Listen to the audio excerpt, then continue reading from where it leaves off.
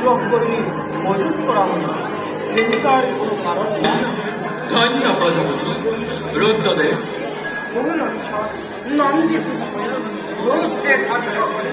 ৰক্ষণাবেক্ষণৰ দায়িত্ব ভগাই দিয়া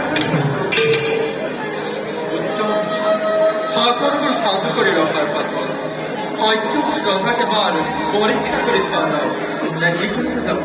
উত্তম চিন্তা কৰিছে সত্যব্ৰতে ইমান ধৈৰ্যশীল ৰজা তাত এটা আভাস পোৱা যাব পিছে সেইবোৰ কথা চিন্তা কৰি ক্ষণ পাৰ হৈ গ'লে সকলো ব্যৰ্থ হ'ব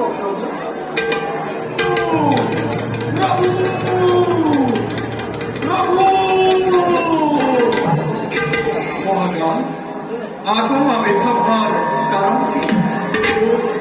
মহাপ্ৰলয় হোৱাৰ আগতে আৰু এটা মহাপ্ৰলয় লৈ আজি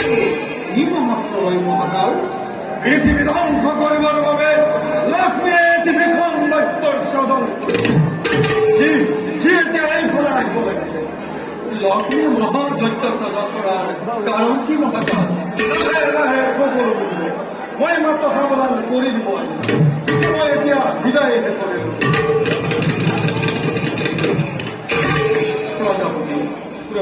বৰ ভয়ংকৰ বিপদ লক্ষ্মী মোৰ লগত যি প্ৰতিদ্বন্দ্বিতা কৰিলে তাৰ ফল অৱশ্যেই ভোগ কৰিব লাগিব প্ৰভু দুটকীয়া নাৰদ থাকে মানে এই পৃথিৱীত এনেকুৱা নোহোৱা নুপুৰা ঘটা ঘটিয়েই থাকে সি মোৰ পুত্ৰ হৈ মোৰেই সৃষ্টিৰ বাটতে হেঙাৰ স্বৰূপে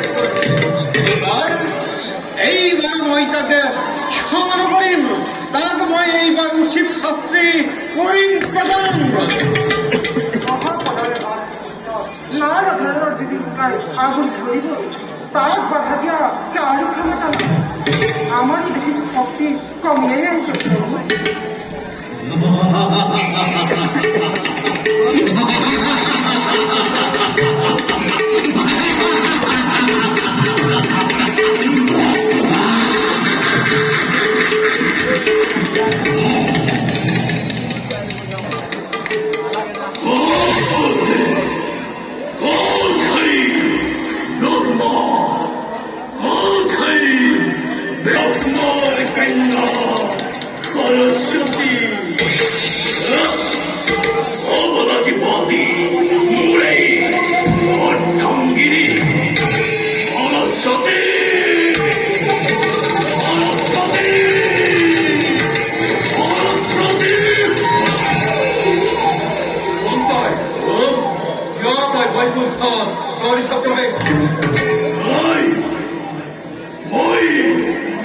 লক্ষ্মীর সন্তান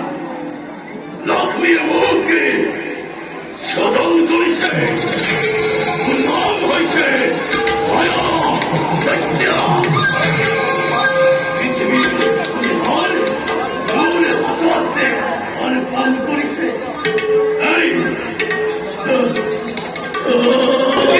অনেক বিষয়ে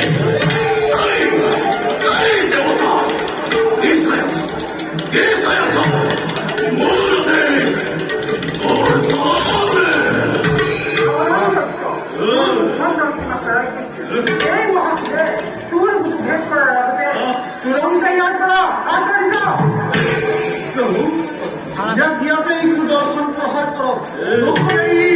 সৃষ্টি ধ্বংস কৰিব লক্ষ্মীর বড় পহল বিষ্ণুর ক্ষুদ্র সামনে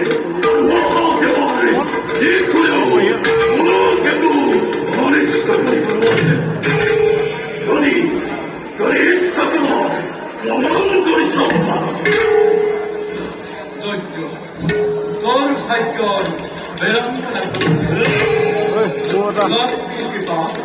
তাই ক্ষুদ্র বাক্যের করা সিংহ হয়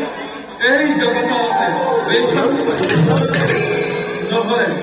নহলে পুনর্ক্ষণ চক্র তোর মন্দময় খন্দ খন্দ করে সাধন করে কেউ সাহায্য কৰিব নোৱাৰে ললো এই মহাপুৰ